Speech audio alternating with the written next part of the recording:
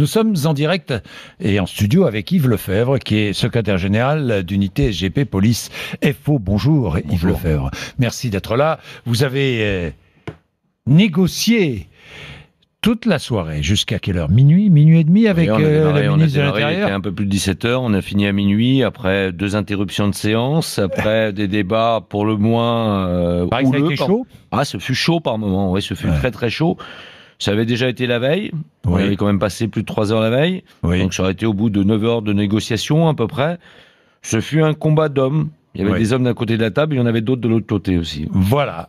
Et vous, les syndicats de policiers, vous êtes très forts, très puissants, très unis. Hein. J'ai remarqué l'unité de tous les syndicats dans votre combat face au gouvernement. Il y a longtemps que c'était pas arrivé, que les 3 organisations syndicales qui représentent effectivement 90% des gardiens de la paix et des gradés. Donc on représente à peu près, entre nous trois, entre 90 et 95 000 personnel. Donc entre 90 et 95 000 personnels. Tout à fait. Donc c'est quand même quelque chose de particulièrement conséquent. Un taux de participation aux élections professionnelles qui est de plus de 85%. Oui. Ça n'existe plus nulle part. Et un taux de syndicalisation qui est effectivement à peu près de 90%. Oui. Donc ça n'existe plus. Il y a eu un front uni.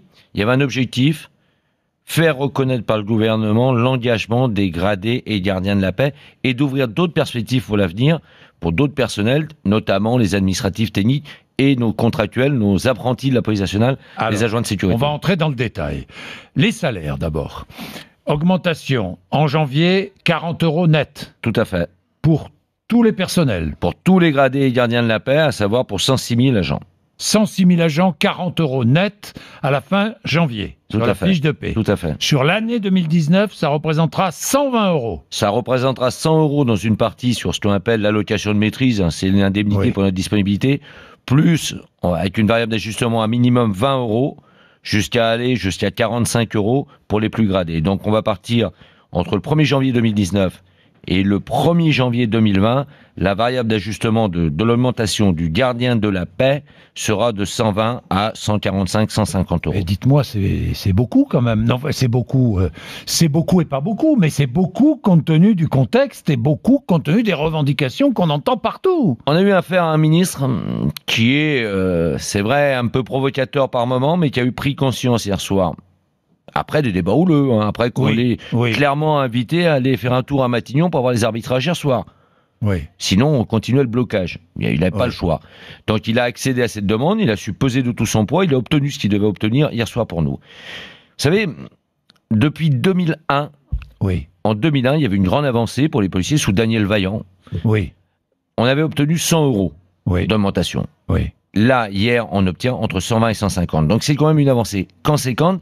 Mais c'est aussi la reconnaissance de flics qui n'ont plus droit au congé, qui ne voient plus leur famille, et qui ont 36 suicides, plus de 40 l'an dernier dans nos rangs. Donc, vous savez, Castaner, là, a pris la pleine mesure de ce qu'attendaient ces hommes et ces femmes de terrain. Mais Yves Lefebvre, les heures supplémentaires, vous avez ouvert le débat aussi. On ouvre le débat, on se revoit le 8 janvier. Vous avez entendu hier matin J'ai entendu Laurent Nunez sur votre plateau dire que le gouvernement paierait d'une manière échelonnée, bien sûr, sur un évidemment, pas payer tout d'un coup, mais le gouvernement paiera les heures supplémentaires. Le gouvernement s'est engagé hier soir, à travers Christophe Castaner et Laurent Nunez, à mettre en place, dès le 8 janvier, on entame les travaux pour gérer le stock et le flux des heures supplémentaires. On a 3 pistes. Le paiement, pour celui qui le souhaite. La transformation sur un compte épargne retraite, c'est un élément qui a été avancé hier. Et le 3e point, pour ceux qui le souhaitent aussi, la mise en place d'un compte épargne-temps déplafonné. Aujourd'hui, il est plafonné à un maximum, je dirais, de jours congés, mais qui permettrait aujourd'hui de le déplafonner, demain de le déplafonner. Donc, si vous voulez, ces 3 axes aujourd'hui, il n'y a rien sous la contrainte, on arrive sur des choix optionnels, et la résolution des stocks des heures supplémentaires se traite clairement. Le ministère de l'Intérieur, et depuis 36 ans que j'y suis, dans cette boutique, fait travailler clandestinement ces policiers, en les obligeant à bosser sans les payer. Le schéma était là. Donc, Castaner, hier, et Nunez, on engage là-dessus et sur d'autres chantiers également. Et les auxiliaires?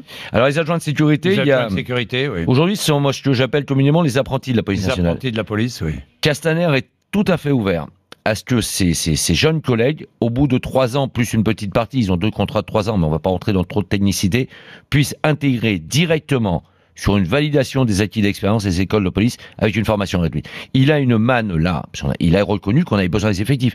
C'est acté les 1000 CRS supplémentaires, comme c'est acté aussi le statut, les débuts des travaux pour le statut de travailleur de nuit, pour essayer de passer vous avez à autre chose. Beaucoup, dites-moi. On a une, je dirais, de très belles perspectives. Très belles perspectives. Vous avez un moyen de pression là, grâce aux Gilets jaunes. Grâce aux Gilets jaunes, on était là pour les Gilets jaunes, mais on a eu surtout le moyen de pression hier de bloquer notamment les contrôles frontières dans les aéroports aussi. Ah oui, Sébastien. Oui, Sébastien. Bonjour. Sébastien, vous êtes livreur, vous êtes à Paris dans le 11e. Vous dites, moi je ne comprends pas que les policiers soient augmentés. Oui, bonjour Monsieur Lefebvre. Bonjour. Donc, en fait, déjà, je voulais préciser que c'est pas le procès de la police. On sait pas. En fin de compte, je voulais commencer par dire que s'ils obtiennent ce qu'ils voulaient, en fin de compte, tant mieux pour eux. Oui. Ce qui me gêne un petit peu, c'est dans le contexte actuel, en fait. Oui. Maintenant, les syndicats obtiennent en une nuit gain de cause sur des revendications de 15 ans. Oui. C'est nouveau, ça. Oui. Au passage, merci les Gilets jaunes. Hein. Oui. Quel est le message, en fait? Du pain et des jeux pour le peuple, et puis une augmentation pour la garde royale, qui, entre parenthèses, se fait manipuler par M. Castaner et M. Macron depuis un mois. Ce qui a engendré, à ce que je sache, des débordements des deux côtés, je précise. Hein. Des deux côtés. Vous allez même plus loin, Sébastien. C'est ce que vous avez dit au Standard. Hein. Il ne faut pas se voiler la face. Vous dites, je trouve pas normal. Ils nous ont gazés. Le gouvernement a peur, donc il leur donne raison. Mais bien sûr. C'est exactement ça. C'est de l'hypocrisie. C'est-à-dire que eux, maintenant, le gouvernement, ils sont pris entre deux feux. Hein, faut bien qu'ils prennent un camp.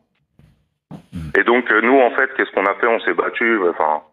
Les Gilets jaunes étaient sur les ronds-points. On a manifesté, on s'est fait gazer, on essaye de revendiquer, on nous écoute pas. Et là aujourd'hui, est-ce que ça ne doit pas vous... On va demander à Yves Lefebvre. Vous répondez à Sébastien. Oui, bonjour Sébastien. Bonjour. Vous savez, avant toute autre chose, rappelez-vous le 17 novembre, j'étais le seul syndicaliste à annoncer mon soutien aux Gilets jaunes à travers la journée 0 PV. Alors, entendons-nous bien, vous savez, quand il y a eu effectivement des gaz lacrymogènes, je ne vais pas le nier, ça fait partie de l'ordre public, du rétablissement de l'ordre public. Qu'il y a eu des carences en termes d'annonces en amont pour les Gilets jaunes pacifiques, oui, certainement, et on l'a redit d'ailleurs durant ces 2 derniers jours à Castaner. Par contre, vous savez, ne vous limitez pas simplement au rétablissement de l'ordre public républicain. Vous savez, ce sont les mêmes flics qui ont permis d'arrêter aussi, de neutraliser définitivement l'abominable auteur des attentats de Strasbourg. Ce sont les mêmes flics qui, quand demain vous aurez besoin pour une rixe, pour un problème, pour un tapage, parfois même pour des faits familiaux, mais ce sont les mêmes qui viennent vous porter assistance. Vous savez, les flics, c'est 24 heures sur 24, c'est quand même, Jean-Jacques Bourdal le faisait remarquer, 24 millions d'heures supplémentaires. C'est une profession qui subit le plus de suicides dans ses rangs, et une profession qui est complètement désociabilisée. Alors je peux vous assurer, Sébastien, que je ne serai jamais, je n'ai jamais été à vendre, et je ne serai jamais acheté par quelque gouvernant que ce soit. Vous savez, on a eu l'augmentation qu'on avait demandée depuis longtemps, et quand vous parlez des syndicats, moi j'ai eu à débattre avec plusieurs des représentants des Gilets jaunes qui effectivement veulent s'organiser. Maintenant, perdons pas de vue, quand vous parlez qu'on va diviser l'opinion publique, hier il y a eu un sondage, plus de 78% des Français soutenaient le mouvement des policiers. Alors vous savez, risquer sa peau tous les jours pour 1 700 €, c'est le salaire de base d'un gardien de la paix qui commence sa vie à Paris. Vous savez, c'est pas très cher payé pour la peau d'un homme ou d'une femme. Merci Yves Lefebvre, il est 7h20. Retrouvez toute notre actualité sur videopolice.com, la chaîne YouTube d'Unité SGP Police.